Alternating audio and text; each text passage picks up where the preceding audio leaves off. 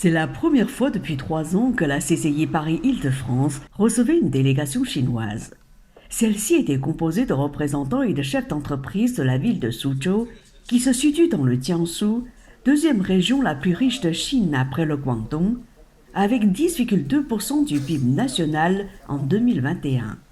Dans son allocution d'ouverture, Pierre Mongru, directeur général adjoint de la CCI Paris-Île-de-France International, a déclaré: la ville et la région de Suzhou sont particulièrement dynamiques et accueillent un grand nombre d'entreprises françaises.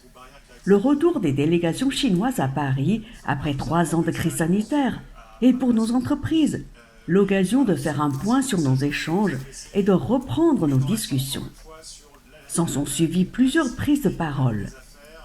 Pour Sun Jianjiang, directeur général du bureau du commerce de Suzhou, Suzhou est la destination idéale pour les investisseurs.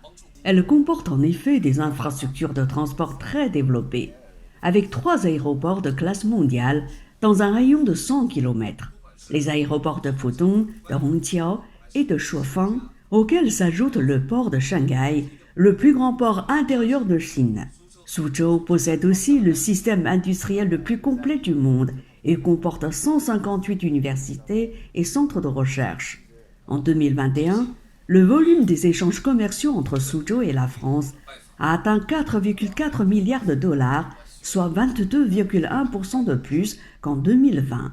À ce jour, 130 entreprises françaises sont implantées à Suzhou, dont L'Oréal, Arkema, Biomérieux, Air Liquide et Decathlon. De son côté, Suzhou a investi dans 17 projets en France. Enfin, avec ses 17 millions d'habitants, doté d'un pouvoir d'achat qui se situe au 3e rang national derrière Pékin et Shanghai, Suzhou constitue un marché très attractif pour les entreprises françaises.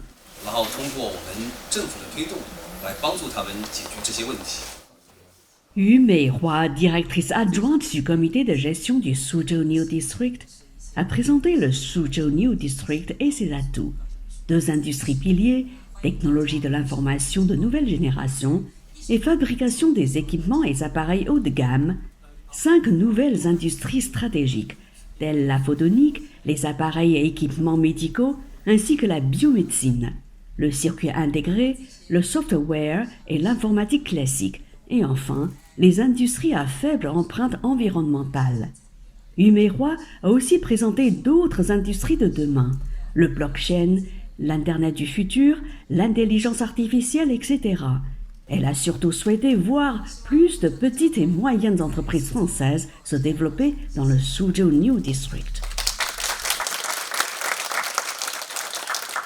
Grâce à l'exposé de M. Sun, ensuite de Mme Yu, vous allez peut-être faire votre choix d'implantation. Pour sa part, Xiaoping de Fromont, directrice développement Chine du groupe Barrière, a brièvement présenté son groupe. Le groupe Barrière est un groupe familial qui peut se prévaloir de 110 ans d'expérience, notamment en matière de gestion d'hôtels et de restaurants de luxe. Dans sa stratégie de développement international, le groupe Barrière privilégie le marché chinois. Ainsi, après ses 2 pâtisseries éclairs de génie à Shanghai et celle de Suzhou, il vient d'en ouvrir une 4e à Pékin. Enfin, Stéphane Bagdasarian, vice-président du développement hôtellerie du groupe Barrière, a présenté l'écosystème de son groupe. Spécialisé dans l'hôtellerie très haut de gamme, le groupe Barrière représente un chiffre d'affaires de 1,3 milliard d'euros. Il compte 7000 collaborateurs, une vingtaine d'hôtels très haut de gamme, 33 casinos et 140 restaurants. Son business model est axé sur le développement spécifique pour chaque marché. Également présent dans les domaines du sport, de la musique et du cinéma, le groupe prépare l'ouverture prochaine d'un restaurant le Phuket à Dubaï et un autre à Shanghai. À l'issue de ces interventions, la délégation de Suzhou et Deloitte ont signé un contrat de collaboration.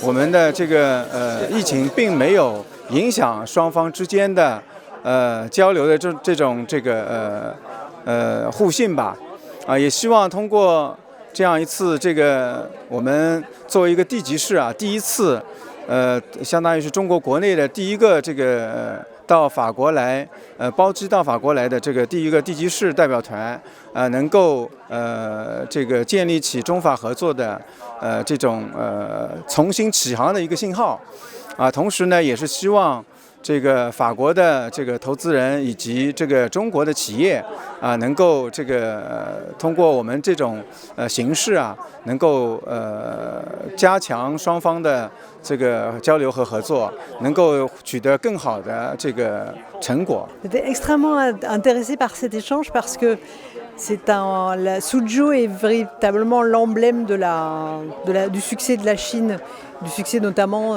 qu'ont pu rencontrer les investissements étrangers, les investisseurs étrangers en Chine, parce que c'est une ville qui est proche de Shanghai et qui est extrêmement ouverte, comme le sont plusieurs villes de Chine. Et j'étais d'autant plus contente effectivement d'être associée à cet événement que la Chine est un acteur extrêmement important pour les entreprises françaises et le marché chinois et les investissements français en Chine continueront d'être soutenus.